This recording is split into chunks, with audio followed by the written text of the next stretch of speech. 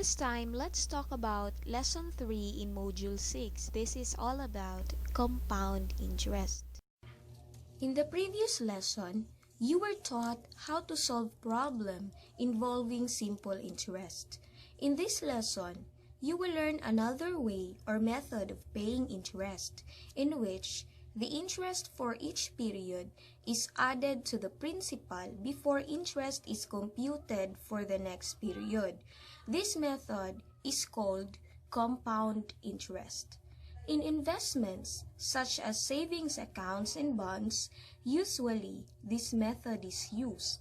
In this case, the interest is added to the account at regular intervals, and the sum becomes the new basis for calculating interest. The interest gained at a certain term interval is automatically reinvested to return more interest. So in the table below, we are given that the principal amount of money is 200,000 pesos, the annual rate is 3%, and the time is 4 years. We all know that if you are going to convert or to rewrite percentage form into decimal form, you will just simply divide 3 by 100 or move 2 decimal places to your left so that your rate now in decimal form is 0.03. But since the formula is given here that we need to add 1 and the rate, meaning 1 plus 0.03 is 1.03. That is what we are using here in the last column for the computation. Now, in getting the amount at the end of the year, in the first year, we will just simply multiply 200,000 pesos by that 1.03, which is 1 plus r, so that the answer will now be 206,000 pesos for the first year. In the second year, we will just base it from the amount at the end of the first year, multiply by 1.03, which is just 1 plus r. So the answer is 212,180 pesos for the second year. See the difference here in the third row. In the third year as well, you can write the formula P times the quantity of 1 plus r square that is based from the second year times again 1 plus r is equal to 218,545 pesos and 4 centavos. So that is your amount at the end of the third year. Lastly, in the fourth year, you will base this one from the amount at the end of the third year.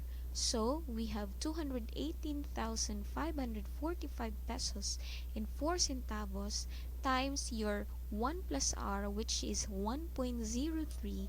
Your total amount at the end of the year, or 4 years is 225,101 and 762 centavos. So the amount at the end of each year is just the product of the amount from the previous year and 1 plus r. It means that 1 plus r multiplied by each time the year ends. Do you get it? It means that the amount at the end of each year is just the product of the amount at the end of each year, and the quantity of 1 plus r is just the result of the amount at the end of the particular year. So that's how to get the amount at the end of each year in compound interest. So in compound interest, we have this maturity value formula in compound interest formula. So we have our first formula And the second one is the formula for the compound interest. How will you get the compound interest? So it's just the same with simple interest, wherein we will just subtract the maturity value by your principal. The result is now your compound interest. Now take note that the variables in the formulas are the following. You have F as the maturity value, you have P as the principal amount or present value, you have R as the interest rate, T as the term or time in years, and the compound interest as I sub C. However, there are problems in which the future value is not asked in the problem, but it's the present value. So if the problem will ask for the present value, we have the formula derived from the main formula of maturity value, wherein you divide both sides by 1 plus r raised to the power of t, so that what will be left is p is equal to your future value divided by 1 plus r raised to the power of t. So this formula is what we will use in solving for the present value. So let's have the first problem here.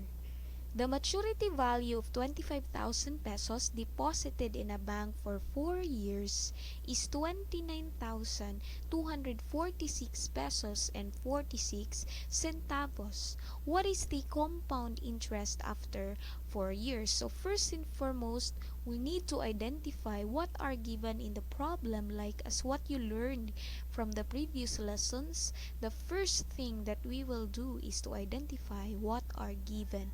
Now, in this problem, it's very clear that what is given here is what is 25,000 pesos? That is the present value wherein that money is deposited in the bank.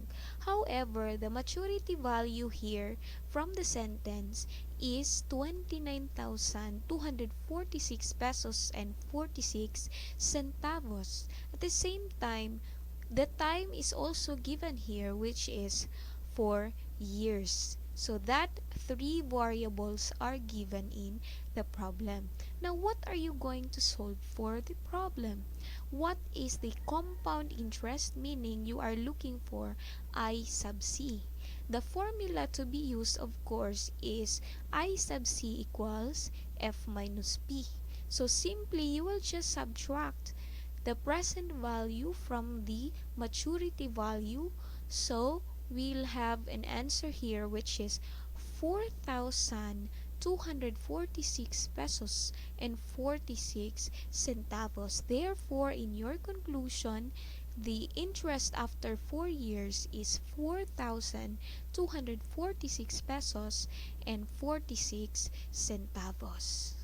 So that's how you solve for problem number 1. Let's have problem number 2. In problem number 2, if Mr. Perez deposited in his bank account an amount of 50,000 pesos at an annual interest rate of 0.4% compounded yearly, how much amount of money will Mr. Perez have in his bank account after 15 years? So let's identify what are given in the problem. We have the principal amount of money deposited by Mr. Perez is 50,000 pesos. Again, you are given 0.4% as your interest rate. However, it's in percentage form. So you need to rewrite this one or convert this one into decimal form. What you will do is simply divide by 100 or move 2 decimal places to your left so that the answer is 0.004. Last but not the least, the time is also given in the problem, which is 15 years. So these are the variables that you are going to use in solving the problem. Now, what are you looking for, or what are you finding for in the problem given? How much amount of money meaning that talks about the maturity value or the future value. So we have the formula F equals P times the quantity of 1 plus R raised to the power of T. So substitute what are given in the problem to the formula. We have 50,000 pesos times the quantity of 1 plus 0.004 raised to the power of 15.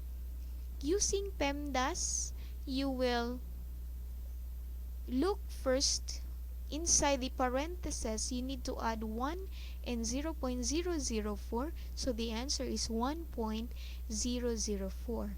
Next is you will focus on parentheses. No, you will focus after in exponent. So 1.004 raised to the power of 15, you have your answer. Simply input this symbol if you have no scientific calculator. Even if you have scientific calculator, you can follow this one. And after you get the answer, just multiply it by 50,000 pesos. So your future value is now 53,085 pesos and 45 centavos. Therefore, in your conclusion, Mr. Perez has 53,085 pesos and 45 centavos in his bank account after 15 years. So let's solve the last problem here. Suppose a businessman places his money as time deposit in a bank compounded annually that pays 0.8%. How much money should the businessman deposit so that he will have 250,000 pesos after 5 years? So, first and foremost, again, let's identify what are given in the problem. We're talking of the businessman deposited his money in a bank. So, we are given the rate, which is 0.8%. If you're going to write it in a decimal form, you will simply divide it by 100 as what the solution goes. 0.8 divided by 100, or you move 2 decimal places to your left, your answer is 0.008. At the same time, you are also given the future value, the amount, so that he will have 250,000 pesos after 5 years. Since this is mentioned in the problem, it points out the future value after 5 years. So that is your F. And last but not the least, after 5 years, that is your time. So your T here is 5 years. Now, what are you solving for in this problem? You are looking for how much money should the businessman deposit, meaning you are looking for the present value from the problem here. Present value, you know already that the formula for the present value is just equal to F divided by the quantity of 1 plus R raised to the power of T. So using this one, we need to multiply everything in the given here in our formula. We have F as 250,000 pesos. Our R is 0.008. Adding the 2, that is 1.008 raised to the power of 5, because we are looking for the money be invested with 250,000 after 5 years.